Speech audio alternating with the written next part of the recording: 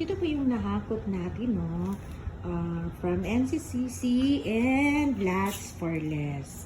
So, may 2, 4, 6, 7 na bundle ng mga chichirya.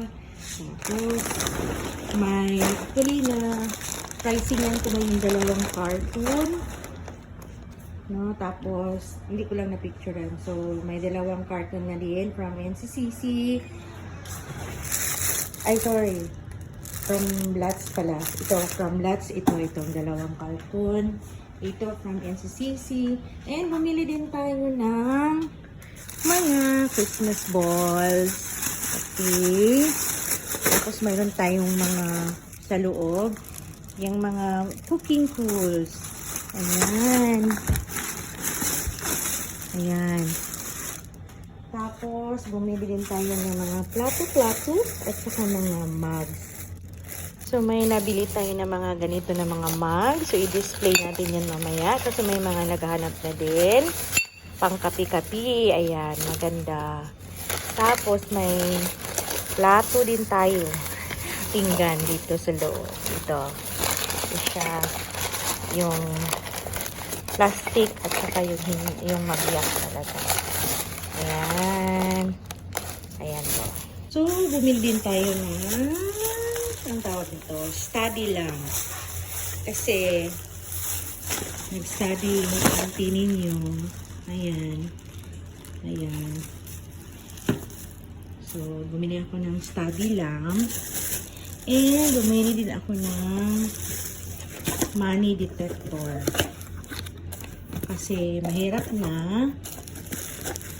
Para secure po tayo. Nabasa natin kung totoo ay hindi or fake yung money. Ayan. Money detector. Tapos, mga tableware and mga kunting nakabundle na mga coupon ba na A4. Dito sa mga Christmas balls ay bumili din tayo ng mga apron kasi may naghahanap dito sa kanilang mga cooking show ng mga estudyante natin. O, ayan. O, ayan. Apron. Kahit ano na lang. Tapos mga tawag nito, mga measuring cups. Ayan, gamit sa pangluto, may plato din. Ito, measuring cups. So, ginagamit ito ng mga estudyante natin, lalo na pag yung sa culinary arts siguro nila. Ayan. Marami tayong mga apron na binili. O, diba?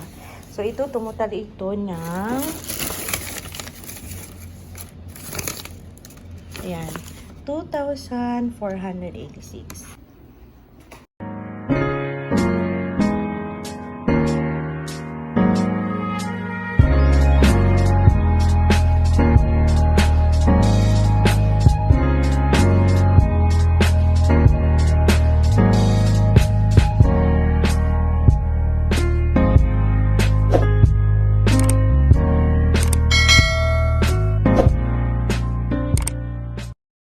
So, yan, 1,000. So, paano malaman na orig, hindi fake? Sige. So, paano? Paano nga ba? Ayan. Hindi naman, oh. Ano siya? Ayan, ito siya. Saan ba? Ito. So, mag-reflect talaga yan. A map. Ayan. Dapat may ganyan. Naman ang money, yung 1,000. Ayan. O, ilagay mo. Ayun, bali. Ayan. So, the same pa din, o. Ayan siya. May, tira lang. May reflection. Ayan. Tapos, mayroon pa yung isang 1,000. Katong 1,000, mag-reflect ang 1,000. Ayan. Yung 1,000 na yan. Okay. 100 naman ay ganyan pag-check. Dapat mag-reflect yung parot na yan. Ayan. Ito. Pakiulit itong parot na to at saka itong linya. Ayan. Hello! Magandang hapon, magandang araw po sa ating lahat. And welcome to Noilo TV. Kumusta po kayong lahat? Hope ay okay lang po tayo. Sana po ay okay lang po tayo. Nasa magandang benta po tayo, o di ba? So, kahit na matumal, tuloy-tuloy lang po ang ating negosyo kasi ika nga may nagsasabi na wag daw natin sukuan kung ano yung mga pinagkagagawa natin sa ating pagninegosyo. Matumal man yan, medyo may mga trials man yan, wag daw nating sukuan dahil balang araw darating daw ang panahon, no? Nakita ko sa post ni Sir Chinkitan na darating ang araw ay mai-enjoy natin ang fruit of our labor. O, diba? So, sa video na ito, actually dito ako, ipakita ko sa inyo saan ako nag-pricing. Ayan. Ayan. Yan po yung konti namin. Yung hardware namin. Dito namin nilagay sa likod. Tapos, ito po yung pricingan ni Auntie. Ito po yung likod namin. O, diba? So, magchika-chika tayo while nag-pricing si Auntie. Kasi po, ang anak ko ang nagbabantay ng store. Kaya ganon. So, medyo okay-okay na si Auntie ngayon kasi mayroon na talaga akong mapagkakatiwalaan yung anak ko. Tinuturuan ko lang ano yung mga dapat gawin. Tapos yung sa financial matter ay nag-iiwan ako ng mga amount na at the end of the day ay i-liquidate niya or gawa siya ng summary para makita ko kung ano yung lumabas, magkano yung nabayaran niya, ganyan. Tapos, today, ang pag-usapan natin, kung makaka-relate kayo, na-experience na po ba na may mga customer talaga tayo? Hindi naman lahat, kasi masaya ako. Since nag-start ako na may GCash, na-enjoy ko yung after nila mag-GCash, mag-cash out dito sa amin. Tapos, dito naman din sila mag-grocery. Pero, mayroon akong pailan-ilan talaga ng mga customer na dito nagpa-cash out, pero sa kabilang tindahan po, bumili. Nakita ko talaga ng dalawang mata ko kasi katabi lang po kami ng tindahan na matagal na din sila kasi sa amin. So, paano ba natin yan siya ma-handle? Kasi dito talaga, wala talaga silang, kumbaga, dito lang sa amin kasi yung charging namin sa GCash ay mas mababa pag maliit lang yung kina-cash out nila. So, tendency is dito talaga sila mag-cash out pero makita mo talaga na doon bumili sa katabi. Ano bang feeling natin dyan? Dapat ba tayo magalit? Tapos hindi na natin i-cater next time? Ako hindi. Hindi ako affected. Kasi sa 10 or out of 10 na mga ganyan na mga customer ko ay siguro nasa 3 lang naman. And most of them, dito talaga sila bumibili. So, minsan may nakita ako, sinundan ko kasi tapos sabi kasi ng anak ko, Marka, yan siya dyan yan siya nagabili sa katabi namin. So, tinignan ko, totoo nga pala talaga. So, ang ginawa ko, nung nag-GCash naman siya ulit dito, tinitingnan ko lang, tapos, wala lang, talagang lumabas siya, pero nung siguro mga 4th time niya, bumili siya ng pakunti-kunti yung pampaganda, yung nakasashay lang, ganyan. Tapos, yung makita ko yung mga anak niya, dito na bumili. So, ididma lang natin. Kasi, dapat nating maintindihan na may freedom po tayo. Kasi, ilagay natin yung time or moment na tayo din yung ganun. Baka nga lang wala dito sa amin ang gusto niya, no? Baka nandun or baka suki talaga sila kasi una mas matagal na talaga sila dito na nagtitinda kasi sa amin. So, ang sabi ko, hindi naman ako sobrang affected na ganun na doon sila bumili. Okay lang yun. Kasi naman, yun nga, out of 10, 2, 1, okay lang yun. Dapat, we still have to be friendly with them. No? Kasi, babalik at babalik pa din yan.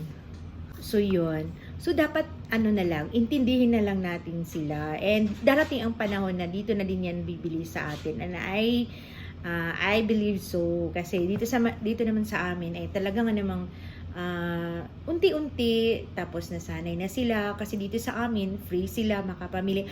Ang advantage na talaga sa tindahan namin ay open ito, so makikita niyo naman na pwede silang pumili, and then I always make sure na kahit na pa konti-konti ay meron kaming mga stocks. Pero kahit ganun pa man, no, hindi talaga natin mapipigilan yung mga customer. We have to accept that reality na may parang choice. It's their choice kung saan sila pwedeng bumili, and hindi natin po yan mapigilan. Siguro ang best thing na lang natin na pwede natin gawin ay kaibiganin sila, di ba? We have to make chika-chikas. Alam, hindi ko pwedeng sabihin, pero kasi sa akin kinakaibigan ko lang. Tapos yun lang, kausapin lang, yung parang ano lang, parang a friendly talk lang, parang ganon. Then later on, pag ma-feel nila, I believe so, na pag ma-feel nila na ay okay doon sa tindahan na yun. Kasi iba talaga yung concept namin dito eh. Talagang free sila pumasok, tapos naka-aircon talaga ang store namin. Tapos halos kumpleto po talaga. School supplies, ginawa talaga namin kumpleto. Para naman, anong tawag dito? Para naman, wala na silang hahanapin pa. Siguro nga lang, during that time, hindi pa, pero nangyari kasi yun, yung, siguro mga more than a year na kami nag-operate na may GCash kami dito. So, sabi ko, okay lang, kasi, i-compare ko ba naman sa iba namin customer na pag mag-cash out dito, almost 80% nung na-cash out nila ay dito naman binibili sa akin. So, i-equate na lang natin, and intindihin na lang natin, at ipag-pray na lang natin na next time pag magpa-cash out ay dito na siya bumili. O, diba? Kasi ganun lang naman talaga yan eh. Pahasaan lang po yan. So, wag nating awayin or wag nating kausapin or hindi na i-cater ng mabuti next time. Huwag po, kasi customer din yan. Babalik at babalik din yan sa atin. Kasi pag malaman, ay mabait pala doon, no? O, kahit na ganun, pero okay pa din, gina-cater pa din nila ako, ganyan. O, diba? So, babalik at babalik yan sa'yo. Siguro it will takes time, pero babalik at babalik yan sa'yo. Promise ko yan. Kaya kaibiganin natin lahat ng mga tao na pumasok dito sa store natin. And isa din na may share ko, ito, na talaga to.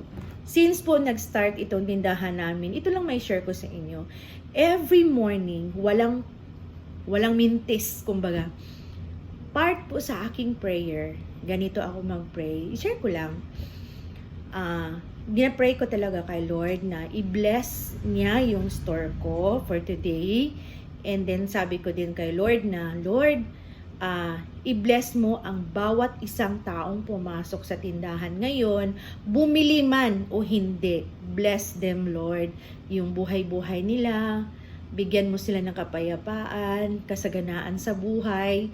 Kasi yun yung ko ewan ko na, 'di ba sabi ko sa inyo, if it becomes your habit, talagang kulang yung araw mo pag hindi mo magagawa. And then, bago kasi ako bumangon, nagpe-pray talaga ako. And that's what part of my prayer. So, pinipray ko sila kahit bumili sila or hindi, doon sila sa kabila bumili. They are part of my prayers. Ganun lang talaga.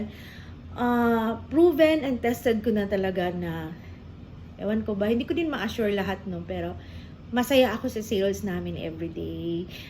Kunti man yan or hindi, parang may contentment sa heart ko. So, yun yung importante. So, laban lang po tayo. We have to always pray to the Lord ni everyday po ay okay po yung operation natin. So, yun lang pa aking ma-share sa video na ito. Thank you and God bless.